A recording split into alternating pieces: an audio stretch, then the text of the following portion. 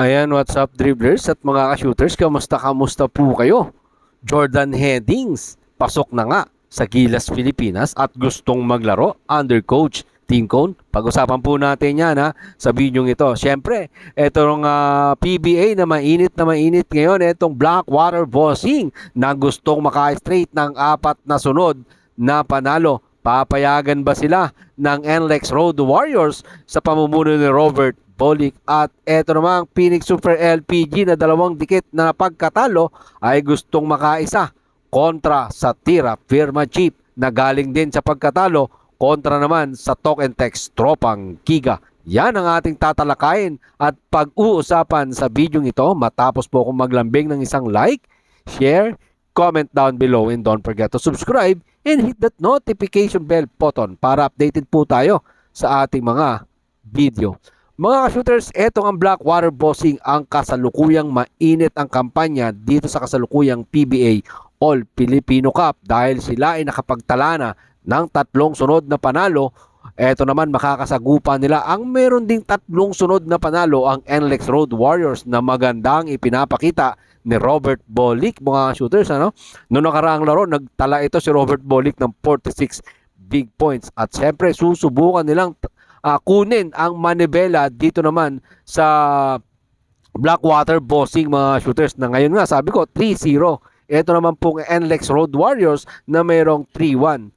So pag nanalo ang NLEX, 4-1, mga shooters. At pag natalo naman itong Blackwater, siyempre magiging 3-1. Number 1 na po dyan ang NLEX Road Warriors. Siyempre hindi papayag yung Bossing sa kanilang pinaghirapang 3 sunod na pagkapanalo. First time po nilang mangyari sa kanilang prangkisa yan, no, na magkaroon ng 3 sunod na panalo itong Blackwater Bossing. Kaya naman inaasahan natin na umatikabong bakbakan ng ating masasaksihan between Blackwater Bossing and of course, eto nga pong NLEX Road Warriors. At eto naman sa second game, susubukan ng Tira Firma Jeep na ilaglag pa sa 3 sunod na pagkatalo. Eto naman Phoenix Super LPG. Papayag ba ang Phoenix Super LPG na matalo sila matapos silang padapain ng Barangay Ginebra? Siyempre, tatangkay nilang talunin naman eto pong kupunan ng Tira Firma Jeep para makasama na sa win column. Etong kupunan ng Phoenix Super LPG na noong nakaraan, PBA Commissioner's Cup, pumasok pa po sila sa semifinals at inaasahan natin din na umatikamong bakbakan etong sagupaan ng Phoenix Super LPG na naghahangad ng kanilang unang panalo matapos nga po ang 2 pagkabigo.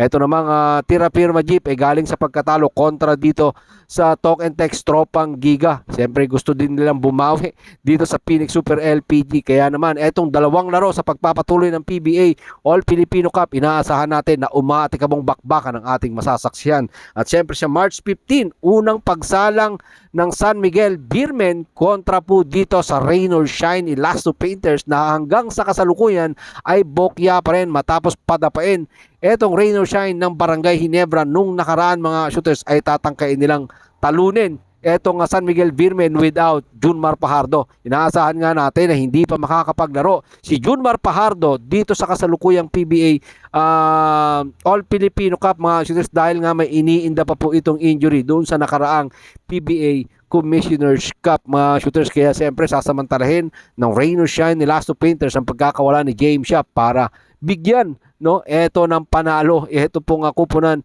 ng Rain or Shine na naghahangad pa rin talagang makakuha ng kahit isang panalo dito sa kasalukuyang PBA All Filipino Cup, mga shooters. So siyempre maganda rin pong bakbakan niya yung ating masasaksihan.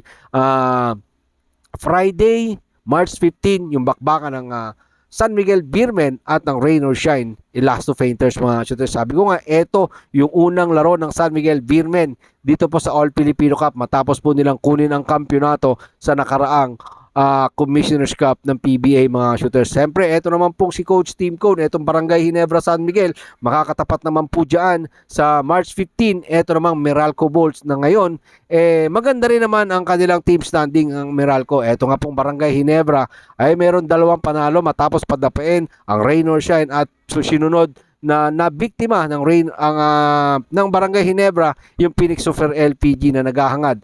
Eto naman po, punta tayo sa usapang Jordan Headings na gustong maglaro under coach Team Cone. Eto nga ang simpleng sinabi ni Jordan Headings sa kanyang na nais makalaro under Coach Tim Cone. Ito nga ang kanyang pahayag. If you need me, please pre-call me. Yan nga ang simpleng sinabi ni Jordan Heddings sa pagnanais niyang makalaro sa ating pambansang kupunan na Gilas Pilipinas. Simpleng mensahe mga shooters pero malaman. At may mensahe pa si Jordan Heddings sa ating pambansang kupunan na Gilas Pilipinas at kay Coach Tim Cone. Narito po ang sinabi ni Jordan Heddings sa ulat ni Snow Badwa ng Spin.ph. Last time I was play for Gilas Pilipinas, I enjoyed being able to spend sometimes with him. At nung huling laro nga daw po niya sa Gilas Pilipinas, ay sobrang nag-enjoy po talaga si Jordan Heddings sa mga oras na kasama niya si Coach Tim Cone.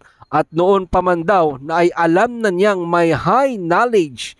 Ito pong si Coach Tim Cone pagdating sa pagko-coach. Saka matagal na nga daw pong si Coach Tim Cone sa trabaho niya. Kaya alam na niya ang kanyang ginagawa at kung papaano gamitin ng tama ang mga players.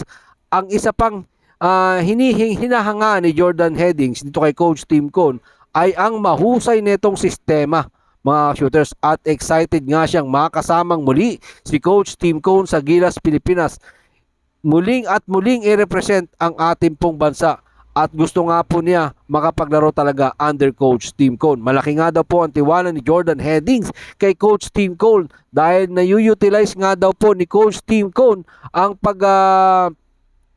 paglalaro o pagpili ng mga talent dito po sa kasalukuyang Gilas Pilipinas mga shooters. Napakagaling naman kasi talaga ni Coach Tim Cone. Hindi na po yan, given na po yan. Alam na po nating lahat yan mga shooters. At napakaganda nga daw po ng pagkakasilik ng SBP kay Coach Tim Cone, ang ginawang national head coach.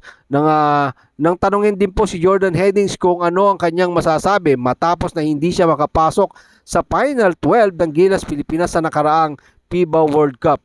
Pero hindi na nga po sinagot ni Jordan Heddings yung mga tanong na yan mga shooters. Ayaw na nga daw po niyang pag-usapan yan. Sa kasalukuyan mga shooters, eto pong si Jordan Heddings ay naandyan sa Australia mga shooters. So abangan natin kung papasok nga ba si Jordan Heddings dahil una lang sinabi ni team manager Richard Del Rosario na gusto niya si Jordan Heddings. Alam naman natin mga shooters, etong si Richard Del Rosario at si Coach Tim Cone, sanggang dikit ito. So makukumbinsi nga ba ni Richard Del Rosario na ipasok sa Gilas Pilipinas lineup si Jordan Heddings? Yan ang ating abangan, natututukan sa mga susunod na araw mga shooters, yung development na yan about kay Jordan Heddings kung papasok at maisasama nga ba sa national team ng ating pong kupunan na Gilas Pilipinas. Maraming pong salamat sa inyong panunood. Ano man po ang inyong opinion, suwestyon, pag-usapan po natin yan dyan sa comment section.